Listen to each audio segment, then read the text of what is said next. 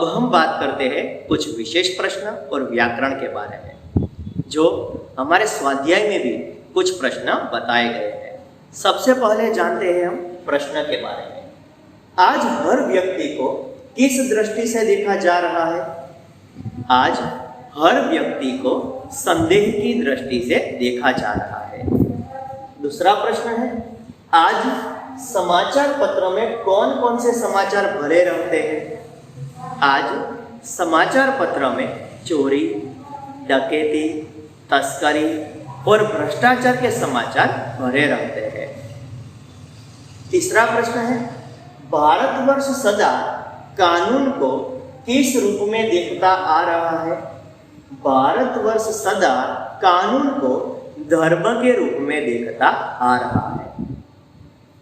महान भारतवर्ष का सपना किसने देखा था? महान भारतवर्ष का सपना तिलक और गांधी जी ने, रविंद्रनाथ ठाकुर और पंडित मदन मोहन मालवीय ने देखा था। पांचवा प्रश्न है, इस समय सुखी कौन है? एक महान व्यक्ति ने कहा था, इस समय सुखी वही है जो कुछ भी नहीं करता, वही आज के समय में सुखी है। क्योंकि यदि हम कुछ काम करेंगे तो लोग उसमें दोष खोजने लगेंगे। छठा प्रश्न है, देश का वातावरण कैसा बन गया है? आजकल देश का वातावरण आरोप और प्रत्यारोप का बन गया है। हर व्यक्ति को संदेह की दृष्टि से देखा जाता है। सातवां प्रश्न है, भारतवर्ष ने किसको अधिक महत्व नहीं दिया? भारतवर्ष ने भौतिक वस्तु के संग्रह को कभी भी अधिक महत्व नहीं दिया है। मनुष्य के मन में कौन कौन से विकार हैं? मनुष्य के मन में काम, क्रोध, लोभ, मोह जैसे विकार पाए जाते हैं। नौवां प्रश्न है, बस कंडक्टर क्या लेकर लौटा? मित्रों, इस प्रश्न को गौर से देखिएगा।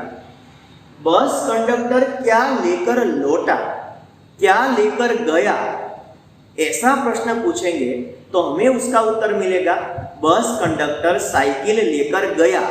लेकिन यहाँ पर प्रश्न बताया गया है बस कंडक्टर क्या लेकर लौटा। बस कंडक्टर लेखक के बच्चों के लिए पानी और दूध लेकर लौटा। टिकट बाबू ने लेखक को कितने रुपये दिए? टिकट बाबू ने लेखक को 90 रुपये दिए। यहाँ पर कुछ 10 प्रश्न हमारे सामने बताए गए हैं। इन सभी प्रश्नों में से 9वां प्रश्न ठीक से याद रखना, ठीक से समझना, उसके बाद हम उसका उत्तर लिखेंगे। यहाँ ऐसा भी लिख सकते हैं, बस कंडक्टर क्या लेकर लौटा? बस कंडक्टर एक बस और उस बस में बस के अलावा लेखक के बच्चों के लिए दूध और पानी लेकर लौटा। लेकिन इस प्रश्न को हमें ठीक से समझना है। उसके बाद हम बात करते हैं समानार्थी शब्द के बारे में। पहला है संदेह यानी कि शंका। दूसरा शब्द है मनीषी यानी कि पंडित। तीसरा शब्द है फरेब यानी कि धोखा। चौथा शब्द है निरीह यानी कि निराधार। पांचवा शब्द है निकृष्ट यानी कि अधम, नीच। बहुत ही बुरा काम जो व्यक्ति करते हैं उसे निकृष्ट, अधम यानी कि नीच कार्य कहते हैं। छठा शब्द है त्रुटि यानी कि कमी। उसके बाद विलोम शब्द यानी कि विरुद्धार्थी शब्द।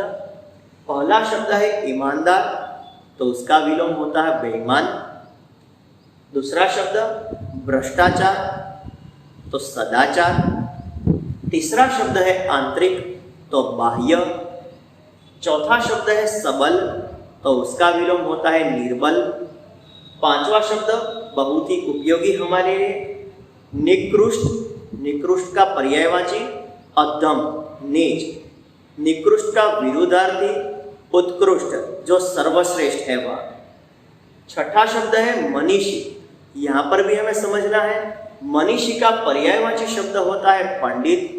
मनीषी का विलोम विरुद्धार्थी शब्द होता है मूर्ख। उसके बाद शब्द समूह के लिए एक शब्द, पहला है धर्म से डरने वाला यानी कि धर्मभीरु। दूसरा शब्द है मिलन की भूमि यानी कि मिलन भूमि।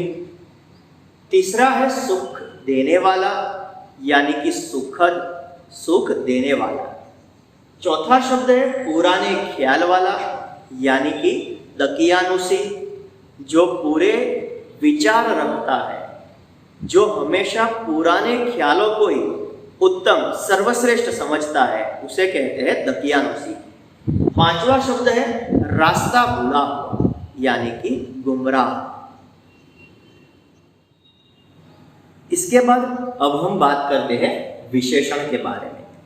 सबसे पहला शब्द है भारत, तो विशेषण होता है भारतीय। दूसरा शब्द है समाज, तो उसका विशेषण होता है सामाजिक। तीसरा शब्द है क्रोध, तो उसका विशेषण होता है क्रोधित। चौथा शब्द है समय, तो उसका विशेषण होता है सामयिक। पांचवा शब्द है धर्म, तो उसका विशेषण होता है धार्मिक।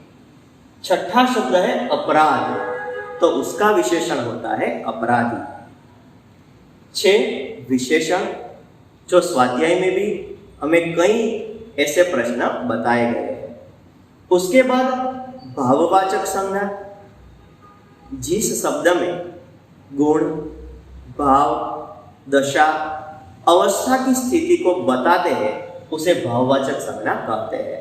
सबसे पहला है डाकू, तो भाववाचक संज्ञा बनती है डकैती। दूसरा शब्द है आदमी, तो आदमियत। तीसरा शब्द है बहुत, तो बहुतायत। चौथा शब्द है सभ्य, तो सभ्यता। पांचवा शब्द है मानव, तो मानवता। छठा शब्द है मनुष्य, तो मनुष्यता। उसके बाद पाठ में जो मुहावरे बताए गए हैं उन्हीं मुहावरों के बारे में यहाँ पर बताया गया है। इनके अलावा पाठ में जो प्रस्तुत है, स्वाध्याय में जो बताए गए हैं, यह मुहावरे भी हमारे सामने प्रस्तुत है। देखते हैं पहला मुहावरा, मन बैठ जाना, तो उदास होना। दूसरा है फलना फूलना, विकसित होना, समृद्ध होना। तीसरा शब्द है पर्दाफाश करना, भेद खोलना, भेद प्रकट करना। चौथा शब्द है ज्योति बुझना, तो मर जाना। पांचवा शब्द है कातर ढंग से देखना, भयभीत होकर देखना। ड्राइवर लेखक की ओर कातर ढंग से देख रहा था। कातर ढंग से देखना यानी कि भयभीत होकर देखना। छठा शब्द है ढाढ़स बंधाना, तसल्ली देना, सांत्वना देना। सातवां शब्द है चेहरे पर हवाइयाँ उड़ना, चेहरे का रंग उड़ जाना।